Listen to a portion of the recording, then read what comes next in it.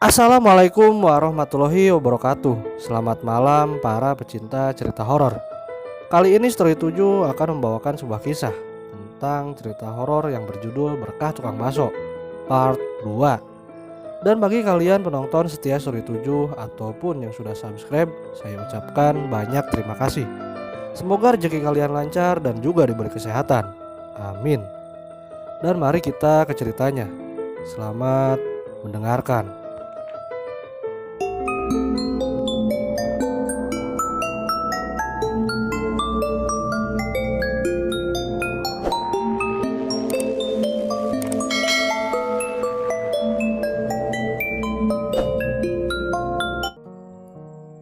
"Pak, tadi itu di depan makam yang beli siapa?" tanya pemuda itu. "Makam mana? Tadi itu saya jualan bakso di depan rumah Pak Sastro. Mbak Aisyah sendiri yang memanggil saya tadi," ucap Pak Darman. Sekumpulan pemuda itu tampak bengong dan bingung dengan apa yang diucapkan Pak Darman mengenai keluarga Pak Sastro tadi. Mereka tahu bahwa keluarga Pak Sastro termasuk Aisyah telah lama meninggal dunia. Jadi mana mungkin orang yang sudah meninggal bisa makan layaknya manusia yang masih hidup. Pak Darman lupa, Pak Sastro berserta anak istrinya kan sudah meninggal bertahun-tahun yang lalu. Dan yang menemukan jasad Aisyah pertama kali juga Pak Darman. Kok bisa lupa? Ucap pemuda itu kepada Pak Darman. Pak Darman tampak terkejut setelah sadar bahwa apa yang dikatakan oleh pemuda itu adalah benar adanya. Dia ingat ketika satu persatu anggota keluarga Pak Sastro meninggal dunia dengan cara yang aneh, termasuk Aisyah yang dia temukan sendiri terbujur kaku di dalam kamarnya. Tiba-tiba saja Pak Darman jadi merinding. "Jadi yang tadi itu beli bakso saya, Pak Sastro, Bu Sastro dan Aisyah yang telah lama meninggal?" ucap Pak Darman.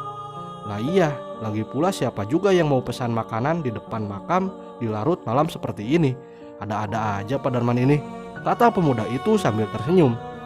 Pak Darman segera pulang setelah pemuda itu selesai menghabiskan baksonya dan membayarnya.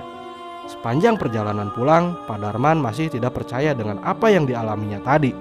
Semuanya tampak nyata, sampai lupa bahwa mereka bertiga telah lama meninggal. Sesampainya di rumah, istri Pak Darman bertanya kepada suaminya yang pulang dengan wajah pucat seperti habis melihat hantu. Istri Pak Darman mengambilkan air putih untuk suaminya. Setelah Pak Darman menghabiskan air putih itu dalam sekali teguk, kemudian dia menceritakan apa yang baru saja dialaminya itu kepada istrinya. "Bu, tadi waktu aku keliling jualan bakso di kampung timur itu, aku dipanggil oleh seorang gadis yang ternyata Aisyah, anak Pak Sastro yang 10 tahun yang lalu meninggal dunia. Di sana juga ada Pak Sastro dan juga istrinya ikut membeli bakso kita," cerita Pak Darman. "Serius?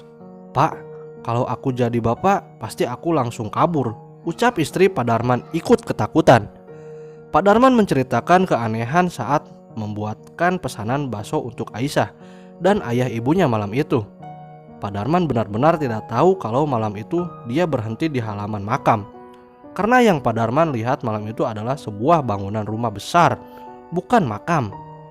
"Terus uang yang diperoleh hari ini mana Pak?" tanya istri Pak Darman. "Di kaleng uangnya Bu," jawab Pak Darman.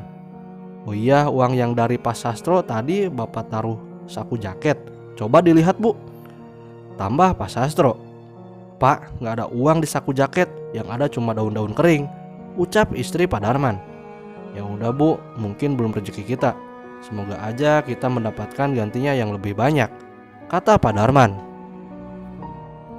"Amin ya Pak." Sejak kejadian malam itu, Pak Darman tidak berjualan bakso karena mendadak sakit dan dokter menyarankan pada Pak Darman untuk beristirahat selama beberapa hari hingga kondisi badannya kuat kembali. Lalu bagaimana nasib keluarganya jika dia tidak keliling berjualan bakso? "Pak, karena Bapak sedang sakit dan harus beristirahat dulu, bagaimana kalau kita jualan baksonya di depan rumah saja? Jadi Bapak tidak perlu keliling berjualan bakso," kata istri Pak Darman memberi saran pada suaminya. "Iya Bu, Bapak tadi juga sempat berpikiran berjualan di rumah aja," kata Pak Darman menyetujui saran istrinya. Keesokan harinya, Pak Darman, istri dan anaknya mulai membersihkan halaman rumahnya yang akan digunakan untuk berjualan. Rencananya besok Pak Darman sudah mulai berjualan. Halaman rumah yang tidak terlalu luas itu kini telah dibersihkan dan ditata rapi seperti warung bakso pada umumnya. Pak Darman dan keluarganya berharap warung baksonya akan ramai pelanggan setelah kejadian yang dialami Pak Darman malam itu. Saat tanpa sengaja bertemu dengan Aisyah dan keluarganya yang telah lama meninggal, warga di desa itu meyakini bahwa barang siapa yang saat berjualan bertemu dengan sosok makhluk halus, maka penjual itu akan mendapatkan keberuntungan. Hari pertama Pak Darman berjualan di rumah, banyak pembeli yang datang ke warungnya. Pak Darman dan keluarganya merasa sangat bersyukur dengan rezeki yang mereka dapatkan hari itu, lebih dari yang Pak Darman dapatkan ketika masih berjualan keliling. Pukul 5 sore, baksonya sudah habis terjual. Pak Darman dan anaknya membersihkan warung, mencuci mangkuk, gelas dan semua peralatan masak. Sedangkan istrinya membersihkan dapur dan meja-meja warung. Semua orang sedang sibuk membersihkan warung ketika tiba-tiba istri Pak Darman berteriak dari dapur. "Ada apa, Bu? Kok teriak-teriak?" tanya anaknya. Itu tadi ada sesuatu yang masuk ke warung seperti sosok wanita berambut panjang dan tercium aroma bunga melati, cerita istri Pak Darman kepada anaknya. Setelah kejadian itu, istri Pak Darman masuk ke dalam rumah untuk menenangkan diri. Beberapa menit kemudian Pak Darman sudah selesai membersihkan diri dan bersiap untuk tidur, karena besok pagi sekali harus pergi belanja kebutuhan warung baksonya. Sebelum tidur, istri Pak Darman sempat bertanya tentang kelebat sosok wanita rambut panjang dan aroma wangi melati yang membuat bulu kuduk berdiri. "Pak, tadi ibu melihat sekelebat sosok wanita berambut panjang dan mencium aroma wangi bunga melati. Apa Bapak juga melihatnya?" tanya istri Pak Darman. "Sebenarnya dari tadi sebelum ibu teriak-teriak, Bapak sudah mencium aroma wangi bunga melati. Tapi Bapak diam saja karena tidak ingin ibu ketakutan," kata Pak Darman menjelaskan. "Tapi anehnya, wangi bunga melati itu sama dengan aroma saat Bapak bertemu dengan Aisyah malam itu. Bisa saja sosok yang ibu lihat tadi adalah Aisyah. Tapi ibu tak perlu takut, karena Bapak yakin kalau Aisyah tidak berniat untuk menakut-nakuti kita ataupun ingin menyakiti kita," tambah Pak Darman kepada istrinya. Beberapa tahun kemudian, usaha warung bakso Pak Darman semakin ramai pembeli dan keuntungan yang diperoleh juga semakin banyak, sehingga keluarga Pak Darman dapat terpenuhi segala kebutuhan hidupnya.